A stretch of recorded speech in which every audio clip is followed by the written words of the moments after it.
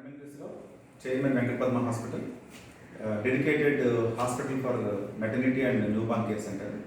ఇది మా యొక్క లెవెల్ 1 NSU, అంటే క్రిటికల్ కేసెస్ ఏదైతే బేబీ డెలివరీ అయిన వెంటనే ప్రమాదంతో వస్తాయో లేకపోతే కష్టంతో వస్తాయో అలాంటి బేబీస్ అన్నింటినీ కూడా బాగా ఎమర్జెన్సీ ఉన్న కేసెస్ని ఇక్కడ పెడతాము. ఇది యాక్చువల్గా servo controlled warmer with high and 5 para monitor.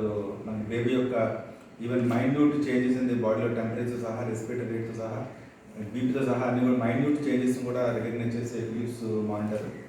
ఇది అలాగే సిపాప్ మిషన్. ఒక బేబీ ఇన్ కేసు పుట్టగానే ఆయాసంతో వస్తే ప్రైమరీ మొడాలిటీగా ముందు ఈ మిషన్ స్టార్ట్ చేస్తాము. స్టార్ట్ చేసిన తర్వాత బేబీకి ఆయాసం తగ్గిందా తగ్గలేదా అనేది మనం చూస్తాం అన్నమాట. ఇది మీరు గమనిస్తే ఈ మిషన్ ఎయిర్ స్టెరిలైజర్. ఇది ఆల్మోస్ట్ ఇక్కడ ఒక సరౌండింగ్ ఒక 5-6 అడుగుల వరకు కూడా ఇక్కడ అంతా ఎయిర్ అంతా కూడా ప్యూరిఫై చేస్తుంది.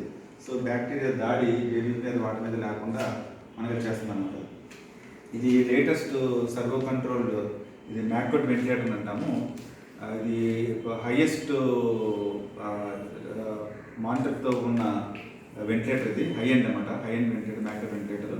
దీని 500 grams బేబీ నుంచి ఆల్మోస్ట్ ఒక 35 kgs బేబీస్ వరకు కూడా మనం దీని మీద వెంటిలేట్ చేసుకోవడానికి అవకాశం ఉంది.